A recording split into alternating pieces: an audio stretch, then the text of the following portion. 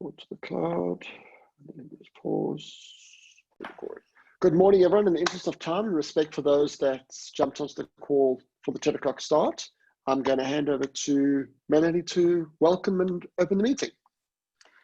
Thank you, Kelvin. Good morning, everybody. I hope you're all thawing out. It's finally a little bit warmer in Cape Town.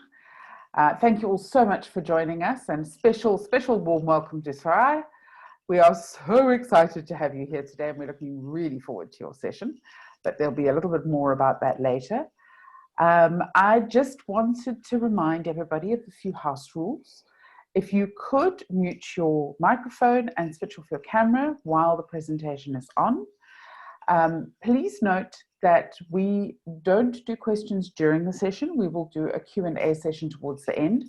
So if you have a burning question and you're worried you're going to forget it, please pop it into the chat, and I keep careful watch of the chat box and we'll address those questions in the Q&A. Kelvin, is there anything else that we need to remember to do? We're all good. Just to say that for disclosure, the meeting is recorded. It goes onto our YouTube channel by the end of the day. And it's just who we are for those of you that haven't met us before, and then we can start. Mel? Yes. So I've been around in fundraising probably longer than I would care to admit to. I'm a fundraising consultant based in Cape Town, and along with Kelvin, have been incredibly privileged to watch this tribe grow over lockdown. And we've got all sorts of exciting things up our sleeves. So stay with us, stay posted. Kelvin? Yeah, those who don't know me, my name is Kelvin Glenn. I have a company called Kaluma SA. We're based in Johannesburg, but work across the country and the continent and hopefully the world. And with Melanie, we started Fundraising Talk during COVID-19 as our bit to give back to the sector. And it started with humble beginnings of let's have a webinar chat. And I'm very, very, very happy to say that we've created a movement.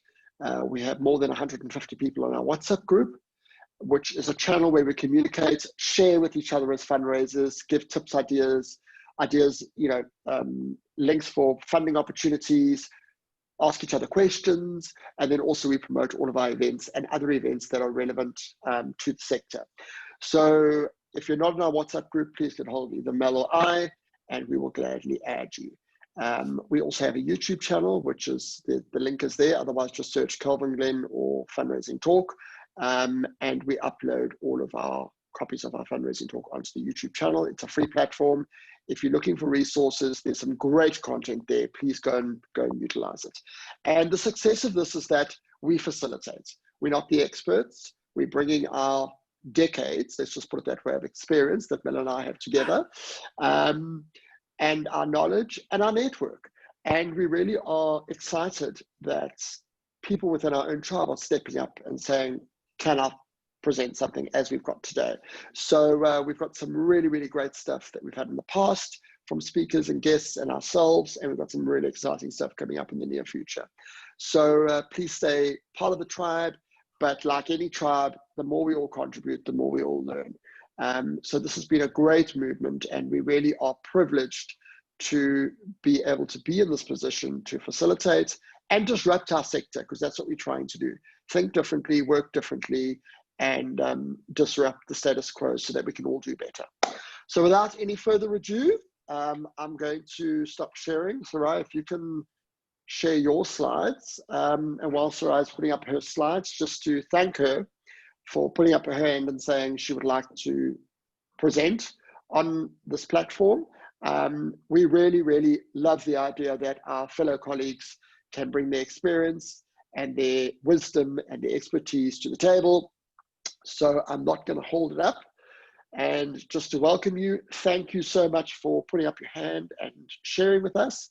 And as Mel said, please put your questions in the chat. We will watch the chats, and we will hopefully have a couple of minutes at the end for Q&A. So without any further ado, over to you, ma'am.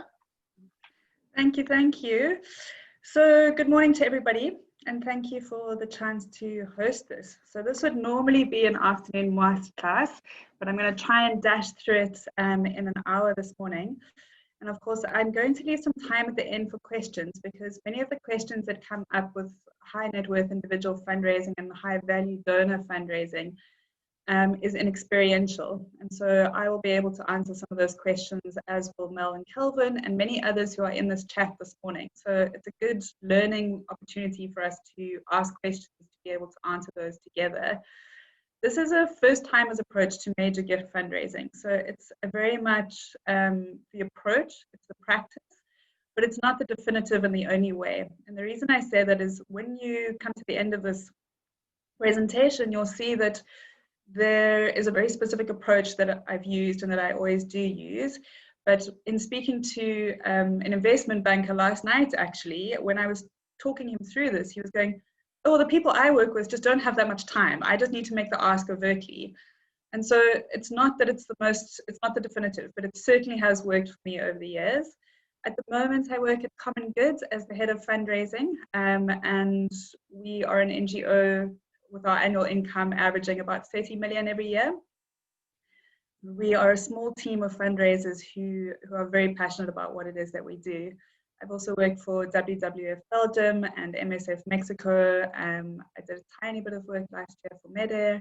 So a range of experience across both the local and international market, because high net worth individuals are everywhere.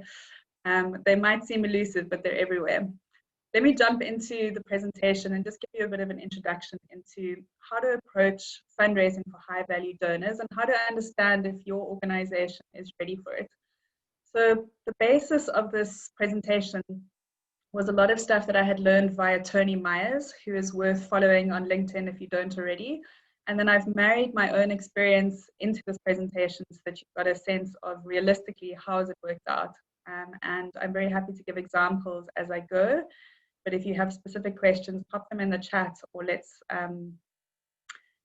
wait until the end.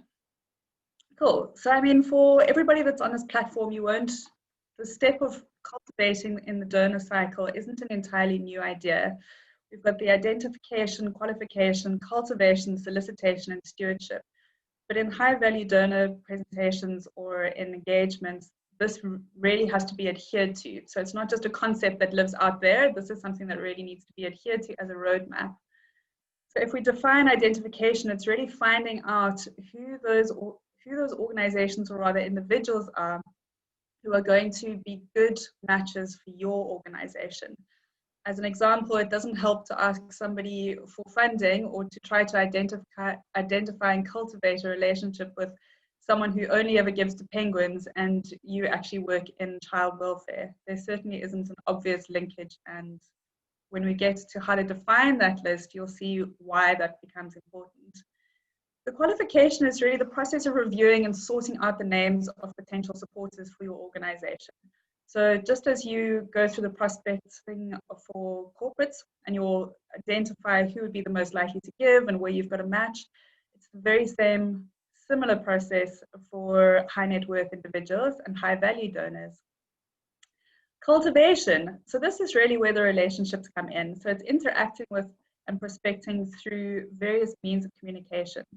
So Kelvin and I were having a short chat before we started this morning just about the importance of using your social media well and your other digital platforms. And so it's not just one-on-one relationships that you'll need to build, and phone calls and emails, which are certainly very important and important for follow-ups, but it's how you're using all of your digital platforms to cultivate a relationship with your organization and capture both the heads and hearts. So perhaps it's worth saying that as a caveat, my approach to fundraising is never the horror story. I don't want to tell the horror story. I don't want to use horrible images. It's very aspirational, and we've got data actually across the world to show that aspirational fundraising is the one that sticks. It's creating the image and the impression of what it is that we want. What is the change we want that the donor is going to fund? How do we articulate that well and make sure that it's very aspirational? We're busy creating a better world, so we don't want to fearmonger because it's a short-lived value proposition, really. So the solicitation is presenting an opportunity to invest assets in programs or activities of an organization. And to keep in mind that solicitation is not begging.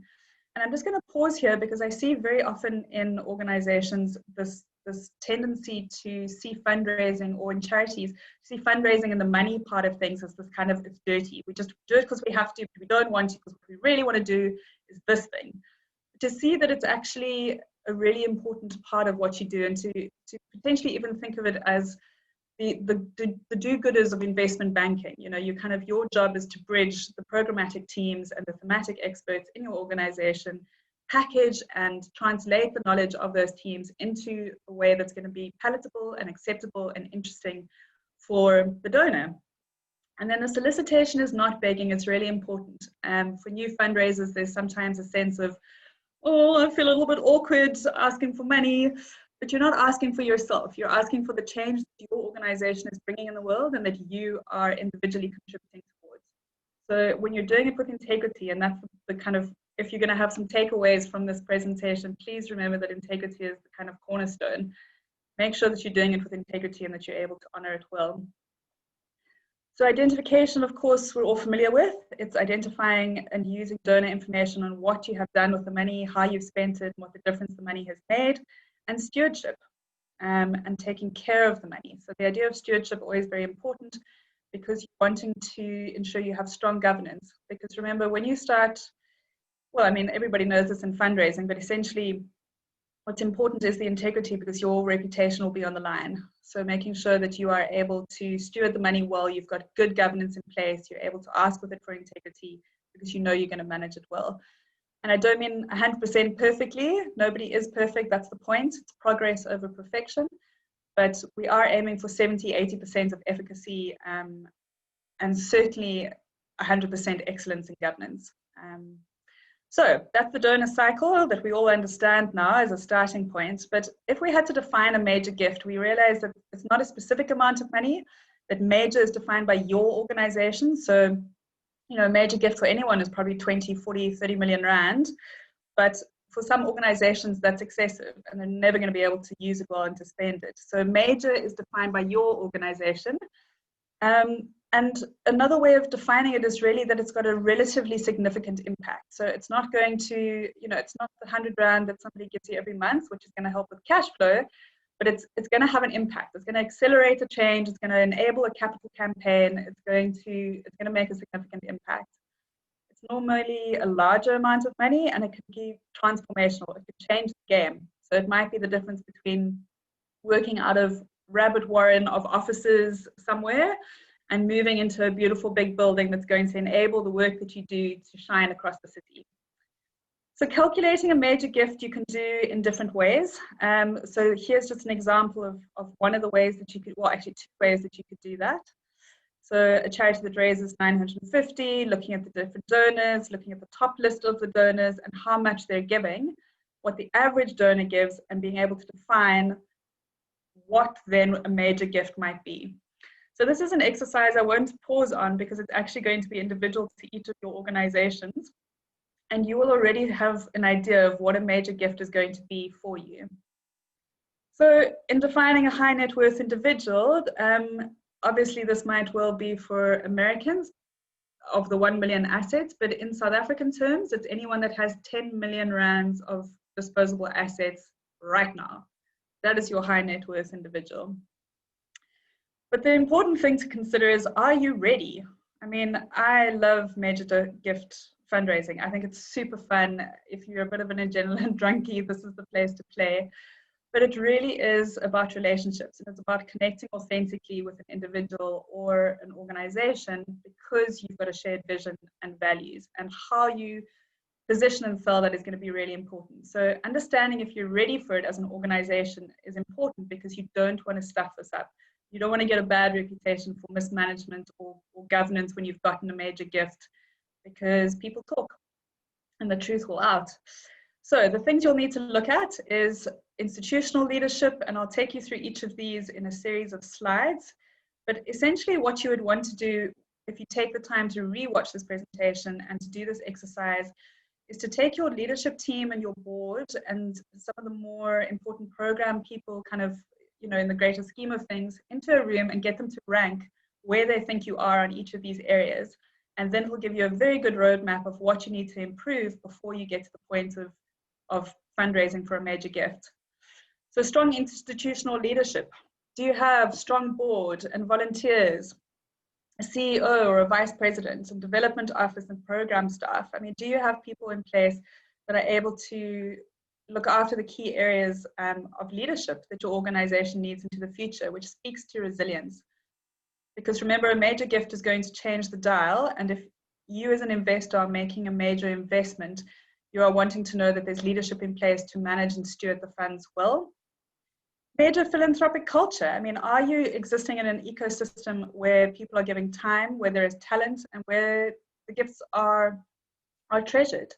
You know, if you think about fundraising in the UK, there's a very strong philanthropic culture.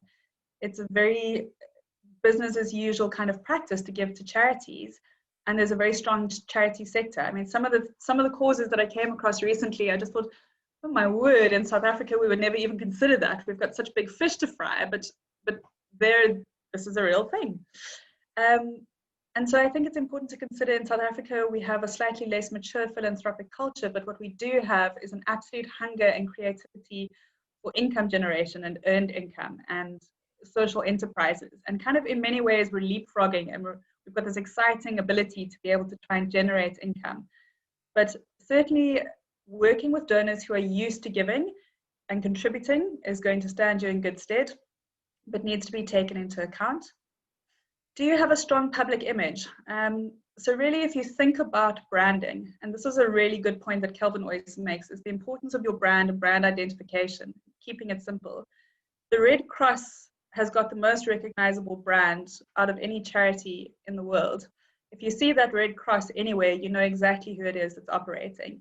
So how are you branding, and what is your public image? And there are many mechanisms to understand where you are, but also simple Google Analytics will be able to give you a lot of information about how people are interacting with your brand on platforms. So do you have a strong history of financial and volunteer support? And volunteer support speaks to the concentric circles of support that exist for your organization or your cause. And of course, you'll need to have clean financial audits in order to attract investment. That's just a given. If you don't have that, make sure you get that in place. The volunteer piece is important because it speaks about the excitement that is around your organization and your cause, the level of dedication, and that can be built up over years. But as an investor, I want to know that what I'm supporting has got support. You know, I kind of want to see that other people are proving the case for me. I want to see that people are involved. They are volunteering, they're hungry to contribute, that you've considered how you involve your donors in your program. It's not the most essential piece, the financial and good governance is, but there it is important to consider what other support is there to make the case for why this particular donor should help to donate. And then understanding the resources necessary for success. So you've got an ecosystem in which you're working. There's a macro picture, right? So it's looking at what financial, political, physical, social, spiritual, and intellectual practices are at play in your organization, but also in the broader ecosystem in which you're working. So as South African organizations, we have got some challenges here because we have investor confidence that's down. We've been downgraded by various internationals. So we're struggling. But if your organization can show good governance, I promise you it stands you head and shoulders above everybody else. And if you can show the heart of what you do in your organization and the culture is tangible when people walk in that door, you want a donor, a high net worth individual, to be able to say, when I walk in this door, I can feel the electricity, I can feel the excitement in this office about the change that we're bringing about. And again, the importance of a donor tour, or taking people with you into the field to understand what it is you do so they have a first-hand experience. And then structure and infrastructure. Look, you're going to be dead in the water if you don't have a strong database. And I'm talking about, you could just use Excel. We don't have to overthink this. Let's just use Excel. Do you have strong people who are capable? Systems. Do you have the space and the processes and the fundraising programs? So the fundraising programs in particular, I won't go into detail here, but it's just, what are you asking for support for? There have to be multiple mechanisms, and we're doing corporate social responsibility and investments and so forth, but what are the other mechanisms that you're using? And then policies, procedures, and protocols I mentioned earlier when I spoke about governance, but being very clear, having one fundraising policy that allows you to move funds wherever you need them most. So 20% of the donated funds we can move into whatever area it's needed the most. Just be very clear and upfront, because this transparency is very important. You know, if you consider the example that was given to me that really helped me many years ago to change my mindset, or rather kind of, I don't know, light bulb moment, was when somebody said to me, if my child asks for 10 Rand, I'll give it to them. And if they ask for 100, I ask a few more questions about how it's going to be spent. But if they're asking for 100,000, you better be damn sure that I really want to understand how that money has been spent to the granular. And this is the same that is true for high net worth individuals. Their investing abilities and capabilities are excellent. They have a lot of advisors. And so making sure that you're able to meet that expectation is important. So donors and donor accounts. So really, how are you accounting for the funds that are coming in? How are you thanking donors? Is there a process in place? How often? These are really important factors. And as you go through this process with your board and your management and your fundraising team, you'll need to rank where you think you are on each of these areas. And do you have an integrated team? And I hear very often that fundraisers are excluded from the program design process. And really, you need to try to change that mindset, because you're the investment banker of this world. So you are needing to make sure that you're translating what you're seeing and understanding and picking up in the zeitgeist of fundraising and capital investment into your organization, because you are going to have to translate all that beautiful thematic stuff that your teams are doing into what's palatable. But likewise, they need to understand the ecosystem that you're trying to influence and get support from. So make sure that you've got some really good, strong, integrated processes. And that's an ongoing process. It's never going to be pitch perfect. I'm very idealistic, so I can sometimes be tough to work with, because I love to see integration and people collaborating over competition, because it creates a better product at the end. But in terms of strategic direction, all of us have got a vision and a mission. How frequently we revisit them is often questionable. But do we have clear strategic priorities for the next 2 to 3 years? And that's really, really key. If you can't articulate what your strategy is, you can't articulate your operational plan and how that relates to the expenditure of your funding. And then, of course, the definition and defining of your values is important, just, you know, for many reasons, for organizational culture, but in addition to which, when you're prospecting for a high net worth individual, you're wanting to make sure that those values are aligned, because otherwise you're really not going to see eye to eye at the end of it all, and you're certainly not going to compromise on your values. That's not what we're here to do. So really, at the end of that, you'll be looking at what is the total, kind of where do you think you rank on all of those areas. It'll give you a good roadmap for the next year on where you need to improve and who needs to do what. And then how does it feel to consider where your organization is? And sometimes it can feel really exciting when you realize we're there, we're ready, we can start doing this thing. And then to consider what do you do next, which is what I'll start covering now. And then how do we fill the gap? So that would be your sort of central services team and such. And so all major donor fundraisings are campaigns. So what is a campaign, and what is the role of a campaign, and what are the kinds of campaigns? So the kinds of campaigns, you could have a campaign for one or for a project. So if you think about a building, you know, maybe you've gotten to the point where you've bursting out of the seams of your current office and you're needing to buy a building. You're in that enviable position, you're needing to raise funds for it. A campaign for an institution might be for a university. There would be specific asks that you would have tied to that specific institution. And then a campaign for a cause. So what sort of approach should you take? Because there can be many, you know, that old adage of many roads lead to Rome, or what is that? Oh, I'm massacring it. Let me not go there. What approach should I take? So get started. Make a decision. Choose a disciplined approach and go to work. Unfocused. I've been working in fundraising a long time, and I know how unfocused it can be. I know that we are like, you know, there's an opportunity and we kind of veer off, and then we remember, oh, that thing we really wanted to do 3 months ago, but we never got started on. Focus, focus, focus. And that's, again, speaks to the importance of having your weekly fundraising meetings, so that you are checking in on the strategic areas that you need to work on, and no activity should ever take place unless it's linked to your strategic priority. So a very disciplined approach is what's needed when fundraising from high value donors. You're needing a business plan to be able to articulate what it is that you're trying to bring about in terms of change, how it benefits the beneficiaries. That needs to be made very, very clear, using whatever language is appropriate in your organization. So whether it's beneficiaries or whether it's partners or whether it's constituents, and then get to work. So here are what I think are the easy steps to major gifts. Make a list of your prospective donors, individuals, corporates, foundations, and associations. We've all got them. We've got beautiful donor databases, and presumably they're all clean and up to date. And then you're going to prioritize the list and put it in order. So affluence, influence, and support and cause. By which I mean, what have they given to previously? Have they given to penguins? Have they given to supporting sport for development? But in fact, it's actually support for children who are experiencing trauma. And then what is the project that they may have given to? So this is not the easiest information to find out, but believe me, you can find out a lot through desktop research and conversation with those who know them.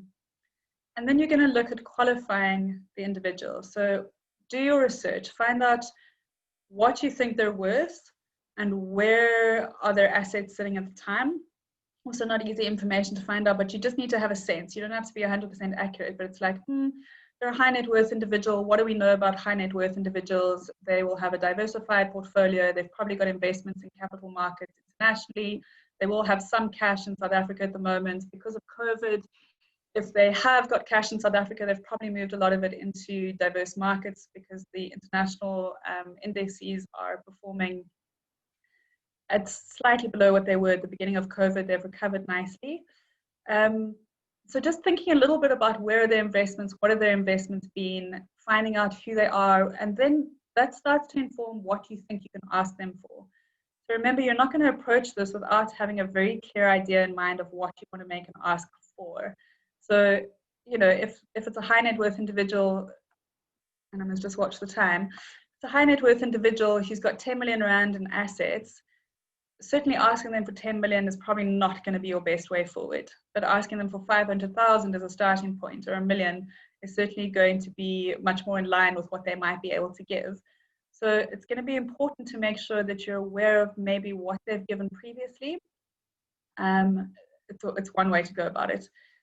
Otherwise, there is a lot of information on people who are high net worth individuals. Alternatively, this information exists through observation of people who know them. So the rating system will be via what is the linkage to the organization. How do you access them? And this is something I'll spend a little bit of time on at the end. How do you access high net worth individuals? Where are they? Where do you find them? You know, they're not hanging out at the yacht club, so don't do a skipper's course. And is there an ability in your organization to be able to access them and to be able to manage their funding well? But do they have the ability to give? Do they have the ability to get involved? And what would their interest be in your organization? So you're not going to approach somebody who doesn't have an interest in the area in which you work or can't see the vision. And I'm going to get to in the next section just who makes the ask and how you do that, because that's quite important. But the interest element is, you know, if they're going to have any kind of interest in your organization and why should they invest lots of money in you?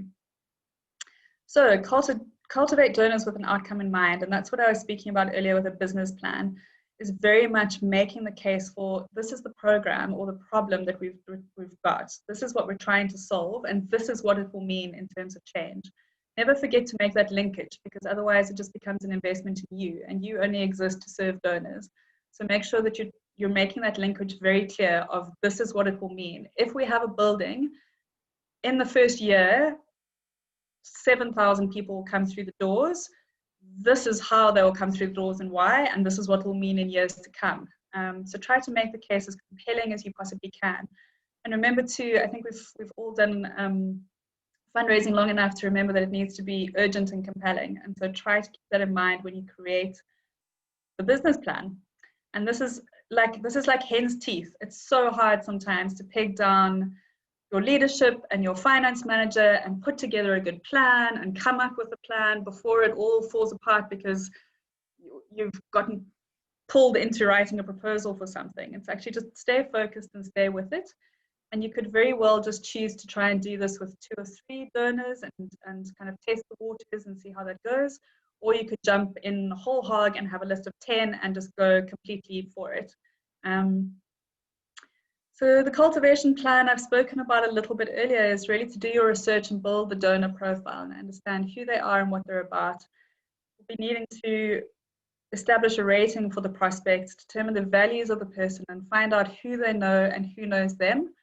Decide how to contact or engage with the goal of letting them see and experience what you do, and make contact and invite them on a date. Yeah, because this is a dating exercise. So my rule of thumb is it's usually about 3 meetings before you would make an ask, and it's in those meetings that you get a very good sense of whether this person is going, if you should make an ask or not. And strategically, if you don't make an ask, at the very least, you're busy building a relationship, and you're going to keep the person informed of what you do because they work in networks with people who they might remember. Oh, yes, you know what? When we have this conversation over Sunday lunch, this wonderful organization, I don't support them because of whatever, but actually I remember that my wife's best friend loves education programs. She's totally nuts about it. Let me get her involved. And actually there's somebody else I know who is building a building at the moment. They can rent it to you for, kind of, it's a networking exercise to access their networks as well, at the very least, if you're not getting the ask that you're wanting out of it. And so inviting them on a date, what does that mean? So essentially it means asking for input. So you'll have an outcome in mind in terms of the cultivation, but what you'll want to do is ask for input. So you'll come to them with a problem in your program and say, we're really trying to think about how to access the most marginalized people in Franschhoek to do blah, blah, blah. How do you think we can do that better? From your experience and your success in the following areas, how do you think we could do that better? Or do you have, would you mind giving me advice? Because advice is free. Time is not, but advice is free. And so there's a way of weaving somebody into the story and starting to open their hearts to the cause and to the change that you're trying to bring about. And the meetings are usually never more than an hour. It's never a good idea to have just one person attend the meeting because you need someone who's going to observe and give you some feedback. So choosing who is the lead in that and who is not. And then you'll write your solicitation plan. So essentially after 2 or 3 meetings, you'll get to a point where you'll decide that actually this donor seems really interested, in which case it's a good idea to ask them, would it be okay? You seem really interested and engaged in our cause. Would it be okay if I give you a proposal to fund the new building or to fund a portion of the new building? Or would it be okay if, and so ask first, please, before you send in an email out the blue, and be very clear about how much you're going to ask for and make that change that I spoke about a little bit earlier. And then what do you need to know before you make a big ask? So consider who's in the room. So who can get a yes? Who in your organization speaks with passion and heart, but also uses really strong data sets to make an argument? Who's really articulate and passionate about what you do and really can speak with integrity about it? And also, please don't be wasting anyone's time sitting timidly in front of them. Like, I can't begin to tell you, I've seen that so many times where someone just sits there timidly, biting their tongue. You are on the front line of bringing about amazing change. You should be excited about it. Show it. Show your passion for it. And then what amount can get a yes? So this is a really interesting one, and it's usually worth getting input from a couple of people in your organization who you would have kept up to speed on the high net worth individual. So what is the amount that you think you can get a yes for? And an example of that was in Mexico. There was an opportunity for somebody to fund a building, and she had just been left a massive inheritance. So she had the funding, and it was quite a chunky sum to fund the building, but only a portion was asked for, and there was a no. And in considering why was there a no, it was because the amount that was asked for was too little. This donor actually wanted to fund the entire thing. She wanted to fund the whole project. That's how passionate she was about the cause. So the amount that you're asking for is really important. And when can you get a yes? Is it over a coffee? Is it in person? Is it in a month? Is it in 2 weeks? Remember, you want to keep the momentum going here. So you're not going to have your first meeting and ask for input and feedback into your project and then leave it and go back a month later and not have integrated that feedback and input into the program. If you're choosing not to integrate the feedback because it doesn't align, you could just as easily be honest and say, you know what, we love this idea, we're going to park it for now. It's not something that we're able to implement at the moment. Or, you know what, we love the idea so much, we'd love to implement, we're just a little bit short on funding to make that thing happen. Would you consider, could I put in a proposal for you to consider funding that piece? So think about the yes and the amount. And then what are the projects? What are the big things in your organization you've always, and this is usually an easy thing to determine with your leadership team, is what is it that you have always wanted to do but you've never had the money to? And it might be buying a vehicle. Usually there's a couple of capital items that we want to have some expenditure on, but also programmatically, what's the big dream and how could you accelerate it? What's the money that's going to accelerate it, that's going to make it possible? And consider too that there might be platforms and opportunities for you to speak to their networks as well. So how do I figure out the amount? Well, you're doing the prospect researching and you're talking to your colleagues, making observations. So where you're meeting, how you're meeting, you're needing to kind of, I think it's Erin Myers. And Sherilyn, maybe you can pop it into the chat if you remember her name, but she's the most incredible woman who's done this great book called and she's got a TED talk as well that's worth watching. She talks about sort of reading the air and using other senses to be able to understand cultures and contexts, but very applicable in this situation, because when you're meeting, you're going to need to read the room, you're going to have to understand and have really good and high emotional intelligence in understanding how your donor is responding to you. You know, if they're using body language, like they're leaning back and they're like, see it, observe it, realize that they're going to give you a no, they're not interested at that point. If they're leaning forward and they're engaged and their facial expressions are telling you and their language is expressive, then you're on the right path. And then determine the value and net of the individual. Conduct some interviews with people that know them. But remember, these are conversations. It's not an interview where you're going to have a checklist, but you're going to be observing and kind of building a picture and a profile. And then understand the process of being very specific and targeted. And then look at the core values of who they are, what they're about, and what your organization does. And then the 4 roles. So the 4 roles I'm talking about here is really who's in the room when you're making that direct ask. And remember as well, culturally, what is appropriate. And this is where your experience will come in, and you will trip and fall a few times. We all do. Mistakes are part of it. And that's how you learn. But really, you'll have the influencer and the experts, and those roles can change. And those are the people that usually there'll be an advisor with a high net worth individual, or the high net worth individual themselves will be the influencer, and they'll have an expert with them in the room. And the asker is the person that you've identified, you as the fundraiser making the ask, or, you know, it doesn't actually help to build a relationship. And I've seen this again and again. And I just want to caution against it, where you as the fundraiser build a relationship and the person who makes the ask is your MD or your CEO, but they don't hold the relationship and the relational equity isn't there. And so it's not appropriate to make the ask. They could then be the observer. So certainly bringing in the big guns and your CEO to be involved, they could be the observer, absolutely, because that observer is the person who's going to watch and read the room with you and be highly astute. And they're the person who's going to have the pen on the table in front of you. And if they think you should make that ask, they'll leave it there. And if they think you don't make the ask, they just turn the pen to the side, recognizing now is not that time. So, I mean, it's really fun. It's really high stakes. And it's, at the very least, you're building good, strong relationships and practicing. And so the language of the ask, you as the fundraiser and as the person who is making the ask, bring across your history and your passion, bring across your interest. Remember, this is not about you being the most highly qualified person in the room with a PhD in gender-based violence. This is about your passion, your history, what led you here, what is your interest, and what's your understanding of the cause, and how do you make yourself and your organization accessible to the high net worth individual. So speak their language a little bit.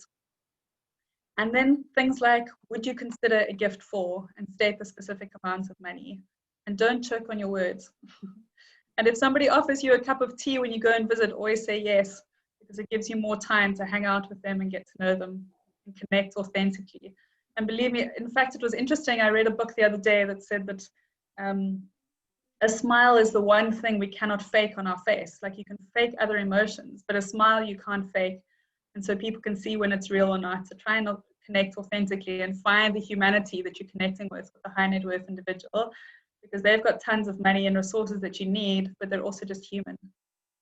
And then dealing with a no. So really try and get feedback. When you get a no, get feedback. Is it the amount that you've asked for? Is it the project? Is it just really like, we've gotten this far and you've been too polite to say to me that you actually don't care about penguins at all? But really what you're really passionate about as an individual is education of young children.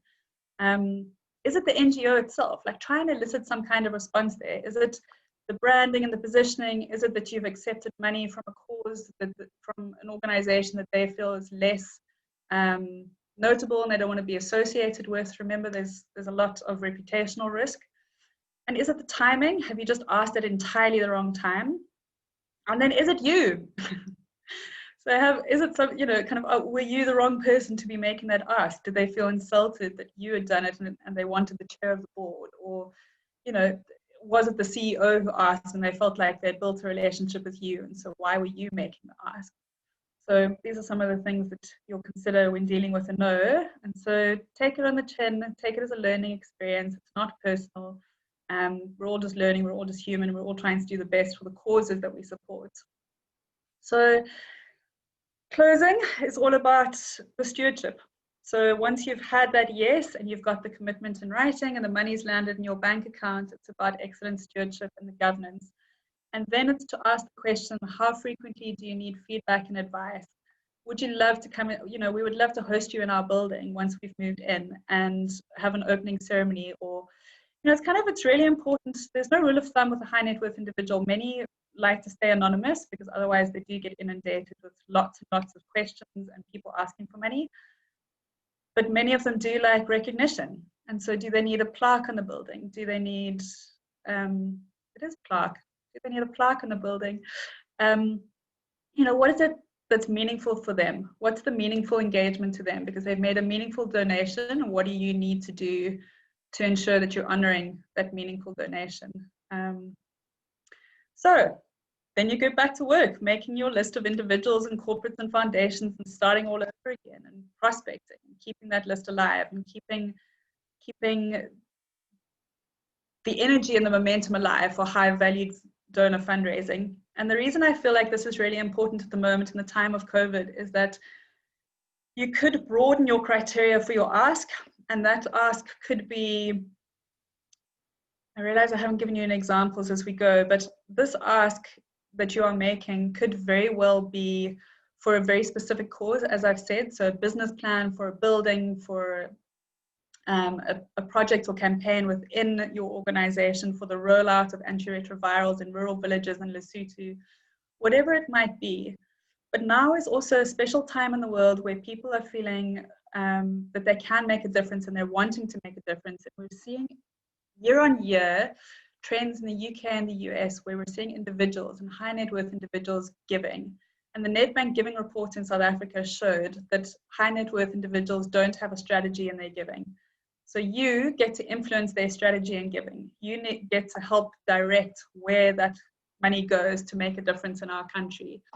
So consider that now is also a time to potentially ask for some seed funding for a project, for an innovation that you've been wanting to get off the ground. It might also be the time to ask to be floated. Quite frankly, this is our track record. We've done amazing stuff. We're experiencing a bit of a donor problem at the moment. We need to be floated for the next year. We need some help, please, because we want to continue to do the good work that we're doing. And remember, your ambition as NGOs is to become obsolete. You want to do what you do so well that you're not needed anymore. So try to make that case and that argument. But I think there is an opportunity now to try to get unspecified funding for projects. Because we're in this kind of weird, iffy time, we were having to, I said I wasn't going to say that word, but we're having to pivot. So before we all get dizzy from pivoting, let's make some good asks of high net worth individuals. Right, so I'm going to stop screen sharing now and I'm going to come back onto the main screen. And if there are any questions, let's jump into them now, because there are often questions, but depending on the group, it's, you know, what are those questions? And so if there are any questions, I'm happy to answer questions now. Oh, there are questions. Thank you so much for that. Yes, the culture map, the Erin Meyer's culture map, that is a great TED Talk to watch, because you're going to be working with high net worth individuals and people globally. Yeah. Okay, so let's start. We've got two specifically around high net worth individuals. How does one leverage your high net worth individuals to open doors to more of these delicious people? And how does strong branding and social media presence build confidence with high net worth individuals? So, I mean, on the first one, how do you open and leverage networks? It's because you're considering that this is a long play. So whilst you are thinking about the individual and the campaign or whatever it is that you're trying to raise funds for, when you're having those conversations, you're building the relationship. And what you're essentially doing, whether you make an ask or not, is there will always be an ask. It might just not be for your organization, but the ask might be, I've loved meeting with you. It's been so fantastic to have these conversations and to get your wisdom. And I'm wondering if there's anyone in your network that you might think about that we could be having similar conversations with, or who might want to fund our organization. And then in addition, you need to have marketing tools available. So remember that this person doesn't know your organization as well as what you do. So make sure you've got a really strong and beautiful pitch deck that is an oversight of your organization. Make sure your website is up to date with your annual financial statements or available on request. Make sure that the qualifications of your leadership are up there so that there's confidence built in who's leading and managing the organization. So certainly in leveraging your high net worth individual, you're wanting to work every angle. So the personal relationship for sure, but also in asking them to open doors for you is going to depend on your relational equity. And sometimes I have coffees with people where I don't have any ask in mind. I've got no specific game plan other than to keep the relationship alive, because at some stage it's going to be important to make that ask or to try to open the door or to connect that individual to a cause that they will really feel excited about. And that builds your reputation and your credibility as a fundraiser, to be able to know how to match them well to causes that they care about. And in terms of social media and digital platforms, that's where you're creating the impression of what your organization is. High net worth individuals, in my experience, and I'm not speaking for all of them, I can't speak for like high net worth individuals around the world, but they're pedantic and they're successful for a reason. And they're not, you know, poor spelling is not going to cut it. Poor grammar is not going to cut it. Posting arbitrary pictures on Facebook is not going to cut it. You need to think in terms of campaign. What is your strategic content campaign to create a specific impression and texture and feel of your organization? So by all means, use stock images, but think about how the impression is being created, because it builds credibility. And then, of course, which platforms to be on. So it doesn't help to put energy and effort into Twitter if no one's engaging with your Twitter account and you're not an advocacy organization. Like, why now are you reposting absolute bollocks? Like, no, please don't. Just stick to the platforms that it makes sense for your organization to be on. Maybe you don't have lots of pictures and Instagram is not a good place for you to be. Maybe stick with Facebook then. Facebook has got a lot of analytics that can help you understand how to engage with and access networks. So try not to, and start small, but do it well. Like do it with good quality. Don't spray and pray. That's like the worst thing you can possibly do, because you want to create the impression of focus, of professionalism, of invitation to investment, because that's what they're doing. They're investing in change, and you're wanting to create a good impression to do that. So the socials and your digital platform, really important to keep them updated and fresh and professional looking. And it's not hard these days because there's lots of free platforms that will help you to do that. True. And a question from Laurence: how much do you invest in brand identity? Well, I think it depends, because that's kind of a bigger organizational strategic decision, is kind of where you would determine. So if you look at your fundraising strategy as a whole, you'll be considering what are the various sources of funding and what is your pie and where do you want to go. So if today you're raising 24 million, in 10 years time with a little bit of inflation, just doing the same thing you're doing, you're going to need 61 million rand. So how are you going to do that? So there are a lot of things that you'll need to consider in your strategy. and high net worth individuals need to form part of that strategy. But so too does brand awareness. And we know now that we are in a competitive culture where it's the attention economy. You know, we zone out and we just scroll and scroll and scroll and scroll. What's the thing that's going to get the attention on social media? What's the smart and clever and fun campaign that could be a radio campaign that's doing things differently and shaking things up a little bit? So the extent to which you choose to invest might be that you say, for the next 3 or 4 years, the thing that's going to take us from here to here is going to be brand identification and the quality of what we're doing, in which case, is it an internal investment? You have a team internally that helps you to do that? Or do you partner with an ad agency? And there's a bit of a danger because ad agencies don't always understand development work and the kind of interventions that we put in place. So that for me is kind of, I can't give you a number, but what I can say is try to have, and a lot of organizations already have this, and it seems obvious to say, but it's worth saying anyway, is certainly have some generic everything. Have generic letterheads, generic proposals, generic everything. So you can cut and paste and change that according to what the need is on any of the digital platforms or in your emails. Have your email signature looking profesh. Yeah, your investment in branding happens over time.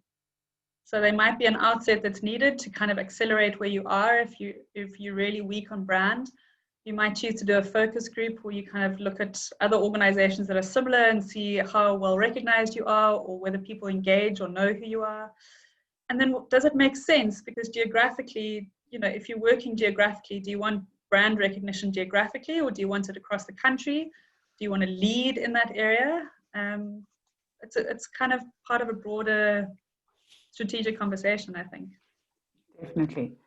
Well, thank you so much. That has given us so very much food for thought. There were lots of questions. I had to be picky. We are just about out of time, and Kelvin has a few things to add about what we're going to do next week and in the weeks to come.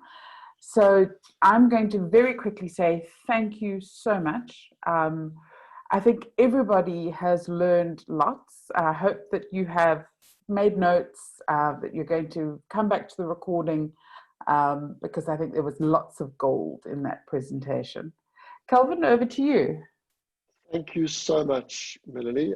So yeah, really, really inspiring, and I hope that you've all learned a lot today and are going to go out there and put a strategy together for roping in those and really in those high net worth individuals. Next week we've got digital. Can I please interrupt just for 2 seconds? I'm sorry, this is Okay. your platform, but I'm going to be cheeky and I'm going to interrupt. Because I actually because I'm worried about dropping off, I just want to say a big thank you to both of you because you've really created the most fantastic platform for all of us to learn. And I go and watch the YouTube videos afterwards because I can't always make these times. And it's been so wonderful that we are learning so much in this very easily accessible way. So just from me, a big thank you for how you're contributing to fundraising in South Africa, because we've got a gap of good fundraisers. It's an absolute pleasure. Thank you. And thank you to yourself for putting up your hand and volunteering, and also to the audience, because without this tribe, we wouldn't have a movement. So on that, ladies and gentlemen, next week we're doing digital. We have got some exciting stuff talking about all things digital and why digital is so important in your fundraising journey. We always try and push 2 weeks out and say, okay, so what's coming up? But we wanted to disrupt things a little bit. So two disruptions. One is, you saw last week's presentation, we had an advert for the webinar we did on Monday or Tuesday with Charity AIDS Foundation, where they published a report on the impact of COVID-19 on the charity sector. That is available on YouTube as well. Please go and have a look at it if you missed it. But we are calling on you is that if you have events or webinars that you've come across that are valuable, that you're going to be attending, that you'd like to market to this group, please get hold of Mel and myself, and we will gladly put a slide up at the end of each week to promote events. We obviously need to vet stuff. This is not a marketing platform for your personal agenda. This is about us sharing networks and saying, this is a great event, I'm going to, anybody interested. And then lastly, we really want to appeal to you as the audience. Like Soraya put up her hand and said, I want to contribute, I want to help. We really are asking this tribe to put up their hand. Every alternate week, Melanie and myself put content together, but we want to keep it fluid, we want to keep it diverse. So if you have done really well in a specific area of fundraising, or marketing or comms or NGO management, please, we encourage you to put up your hand. If you're a bit worried about presenting because it's so intimidating, we can talk you through it. We can coach you through it. We were also green when we started this, but we're learning every single week. So next week is digital, and it's all things digital. Please also share with your teams, with your colleagues, with your friends that are in the sector. It doesn't always have to be the fundraiser on the call. So if you've got a marketing team or a comms person in your team, please encourage them to join us next week when we talk about digital. When we talk about monitoring and evaluation, get your M&E team in, because you shouldn't be the only voice. And as Sarai said, when you're planning your campaigns, you've got to sit as a collective. It can't just be the fundraiser, all the programs guys, all the comms guys. So please encourage as many people as possible to join us next week when we talk all things digital. And then lastly is, if you've got a suggestion for a topic, or you'd like to put up your hand and volunteer to present on that topic, or a good presenter that you would like to invite to come onto this platform, please get in touch with us. We really don't want this just to be our thinking about, oh, what's the next topic? We need to understand from you, what do you as a tribe need? What is most important for all of us, so that we can keep the momentum going. Very, very happy to say our WhatsApp group is growing nicely. We're over 150 people on the group, but just some house rules on that, please. Let's not make that a chit-chat group where it becomes a constant conversation. It's an information hub. It's a hub to share knowledge and experience and links and networks. It's not a chit-chat and an opinion poll.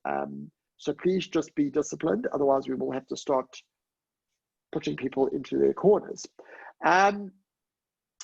That's my little 2 cents worth. Mel, anything from your side? No, I think you've said it all. I just want to echo, please, if you've got topics, if you'd like to speak, if you know someone who'd like to speak, this is not the Mel and Kel show. Please include them in the tribe. Join us on the WhatsApp group. We really are trying to keep it informative and tight. And of course, that you can always strike up a conversation offline if there is something that you need to chat about, because we do encourage chatting.